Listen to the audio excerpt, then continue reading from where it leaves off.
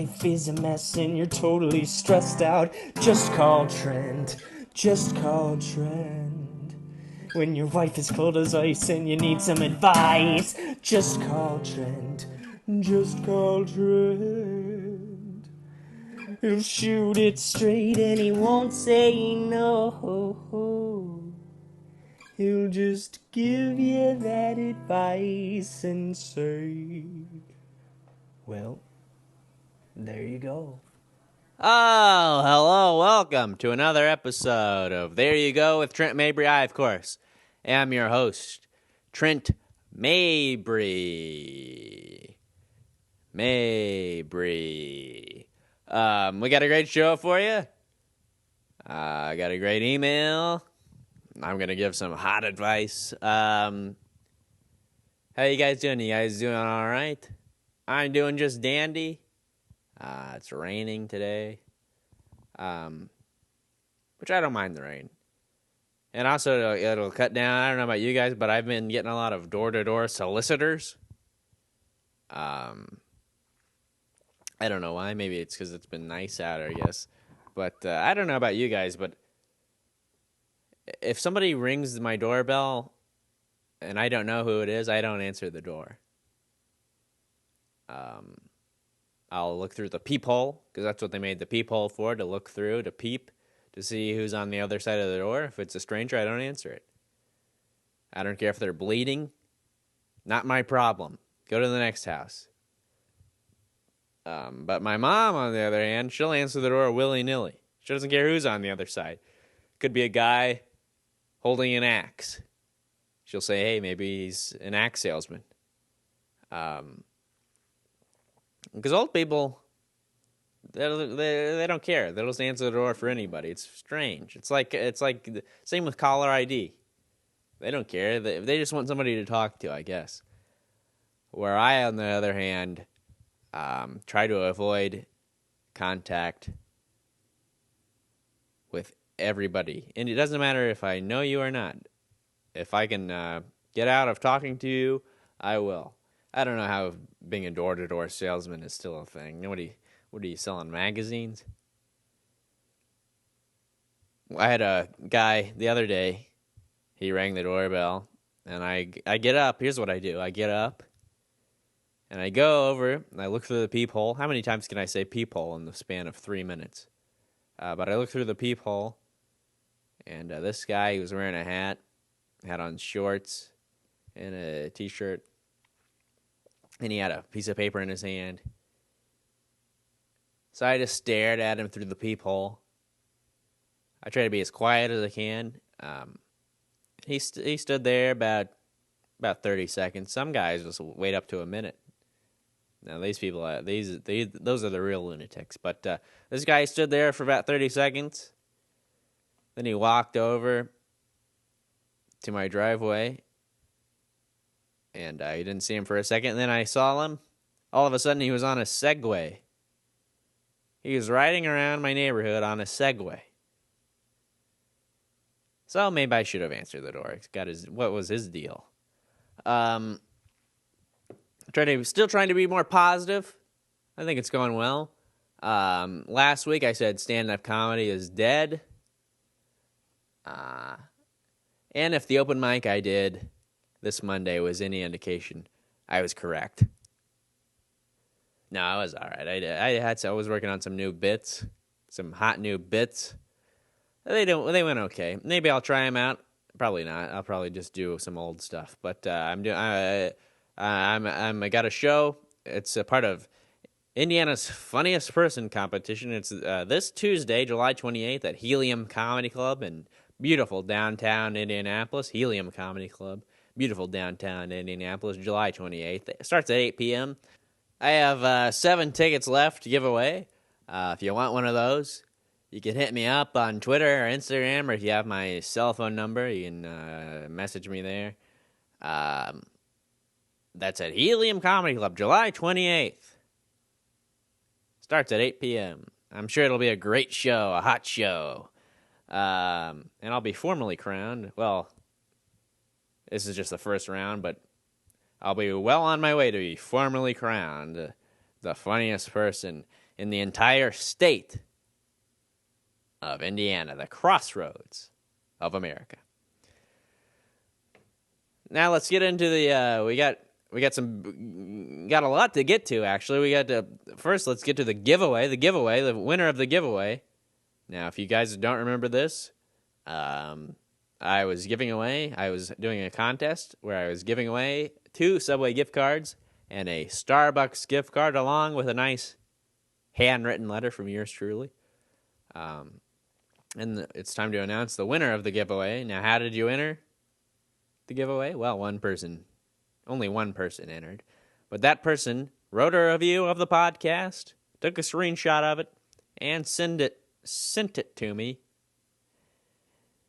And now I will read that review. This is the guy who won 2 Subway gift cards, a Starbucks gift card, and a nice handwritten letter from me, Trent Mabry.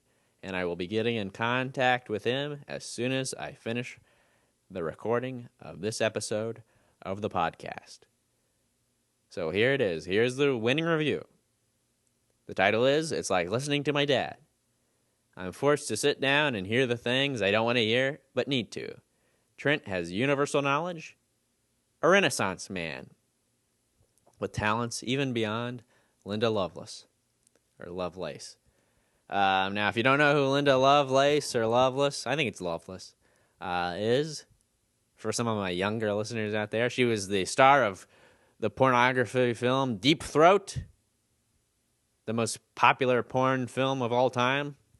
Deep Throat, although that Pirates one might have topped that.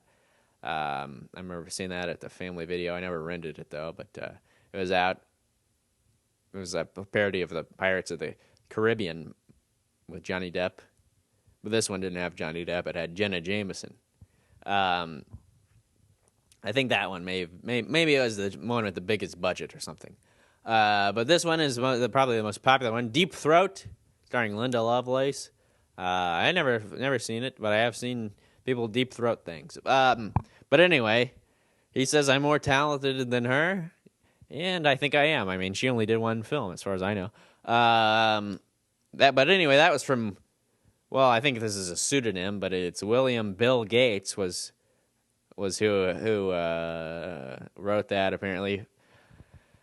Although this guy named Blake, he wrote in about being socially awkward a couple episodes ago. That's the guy who actually did it. But apparently it goes by William Bill Gates on iTunes or the Apple Podcast. I don't even think iTunes exists anymore. But what if it was really Bill Gates, the real Bill Gates, taking his time out of his busy schedule of creating the coronavirus? No, I don't believe that. But congratulations to Blake.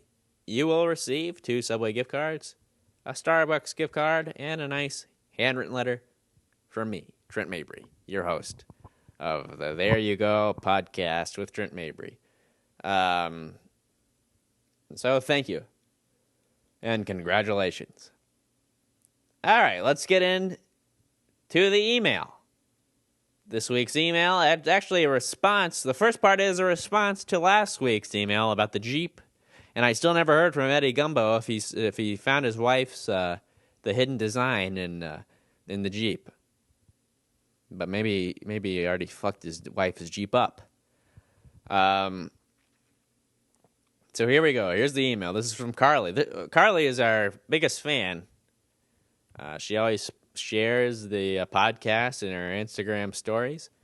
I appreciate her. She didn't enter the win the contest, though. I guess she didn't like Subway or something. But here's her email. Let me pull it up on my old iPhone 7 Plus. Subject is regarding it's a Jeep thing. After listening to this week's episode, I was compelled to write in about this debacle. Here's some context. I drive a 2014 Jeep Compass, so I feel qualified. Probably not, but I can't sleep until I say my piece. There's no easy way to say this. The car is fucking terrible. It's awful. There are recalls, known issues with the brand, etc.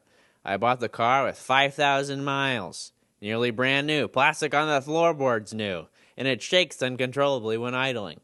It's a flashy way to say, quote, we smeared shit on some plastic polymers and hit a fun animal silhouette somewhere on it, and you are now rolling in style, baby. Enjoy low-class luxury, unquote. If Eddie is suffering, and that's obvious, his wife is bored, and that is also obvious. I found so much peace in your solution to him, Trent, that I might slip my Valvoline guy a few Jacksons to fuck up my own car and put me out of my misery. I'll ride the red line into oblivion before I ever think of purchasing a Jeep branded vehicle again. Well, there goes our Jeep sponsorship. As I've mentioned before, I'm not an automobile guy, so I really can't comment on the quality of any Jeep product, but Carly's not satisfied. She did mention, the one thing I do like about the Jeep is the animal silhouette. She did mention that her Jeep did have one. She didn't say what it was. So if she please write in or something or let me know what your animal was. I'd like to see a picture of it. And I still would like to see Eddie's wife's animal silhouette or whatever. I'm very fascinated. I'm fascinated by that. I love a good Easter egg. But yeah, Carly, if you want your Valvoline guy to fuck up your Jeep, more power to you. I'm glad somebody is listening to my advice. She also asked for advice, not regarding the Jeep, but I will read her question now. It says, what if my mom is dating a 6'4", 350-pound ex-con who won't stop insisting on fixing the whole family his prison meal creations? He did 10 years in prison and claims they called him Chef Big Boy the whole time, and now he thinks he's Bobby Flay. Well, it could be worse. He could think he's Mario Batali and walk around in orange Crocs and make crude sexual remarks. Anyway, he just made a Facebook account and follows Southern Mom's Cuisine and has nearly burned the kitchen down with his concoctions. Most of what he makes is soft foods because his dental game is treacherous. How do I approach the situation? My mom's birthday is coming up, and he insists on catering the whole shindig, but proudly won't share the menu until showtime. I have to eat one more goddamn clothes iron quesadilla. I'll kill myself. This is a tough one, because he's an ex-con. You don't want to anger him. And I don't know what he was locked up for. But 10 years, he must have done something bad. I don't think it's white collar crime, because they get house arrest, or maybe he was an innocent man. But the prison, no matter if you're innocent or not, the clink will harden you. So at least that's what I hear. I watched that. There's a good show called The Night Of. It had John Turturro and some Indian guy. Who was a good actor, but I don't know his name. I think it was I don't want to say the one Indian actor I know, because then it'll look more racist than it already is. But anyway, it was a good show, and that guy was a good actor. I believe he's the same guy that was in one of the Rogue One Star Wars movie. He was accused of a crime that he did not commit, and he got locked up. And the guy from that other show, the guy from The Wire, Michael Kenneth Williams, I believe is his name. He was on it, and he taught him the way of prison, hardened him up, it changed him.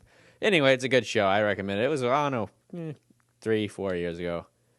I thought it should have been more popular.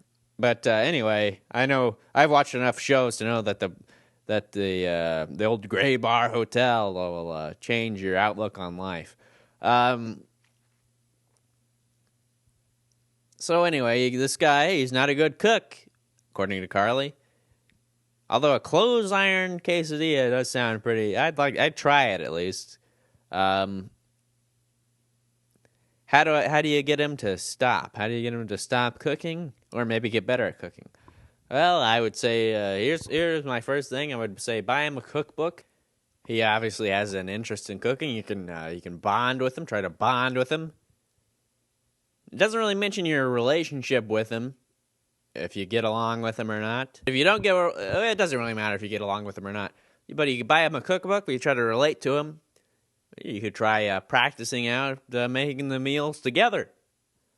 I'm sure you would like that, bonding with his stepdaughter. But don't get too close to him. I don't want to answer another question about being attracted to your step-parent wearing diapers like we had in one of the earlier episodes.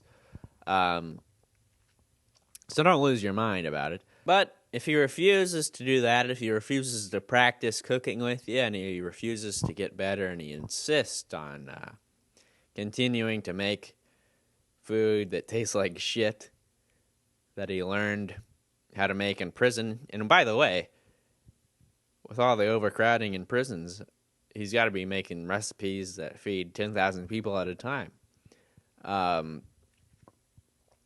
But if he refuses to do all that, if he refuses to learn, I'm sorry to say, Carly, that the only thing I can think of is to get him locked back up.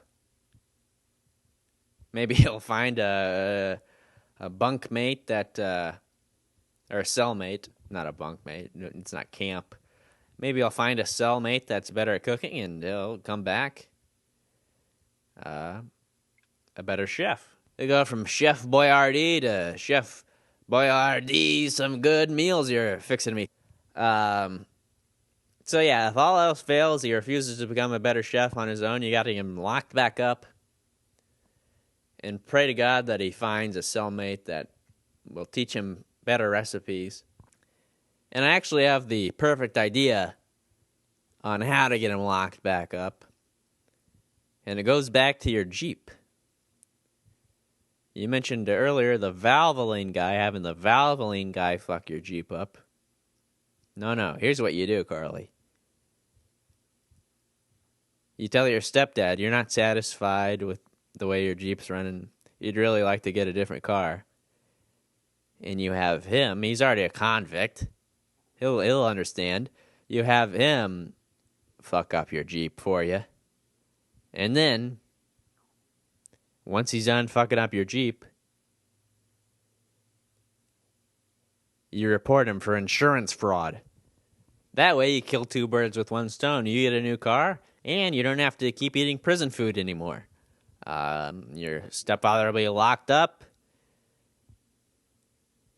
and maybe he'll find a cellmate that's a better chef and he'll learn how to cook better, or your mom will get fed up with his convict ways and find a new boyfriend, maybe a Gordon Ramsay type. So there you go. That's my advice. First, try to bond with your stepfather, teach him how to be a better cook, learn how to cook for yourself, and if all else fails, get him locked back up. So I hope that helps. Keep me updated. And there you go. That's my advice. If you need advice, remember, you can email me at advicefromtrent@gmail.com. That's advicefromtrent@gmail.com. And you can also follow me on Twitter and Instagram. It's on Twitter at Trent Mabry, and on Instagram, it's Trent_Mabry. And you can follow the podcast as well on Twitter at There You Go Pod, and on Instagram at There You Go Podcast. And don't forget to like the Facebook page. And if you enjoy the podcast, please share and subscribe and rate and review and all that wonderful stuff that helps. I'd really appreciate it. I love all my loyal listeners, my fans, my friends, my family that listen. And as always, I'll see you next Friday. This is Trent Mabry, signing off. Bye-bye. Hey, baby, I hear the blues are calling. Tossed salads and scrambled eggs. Mercy. And maybe I seem a bit confused. Yeah, maybe. But I got you pegged. But I don't know what to do with those tossed salads and scrambled eggs. They're calling again.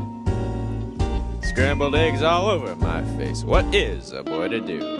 Mabry has left the building.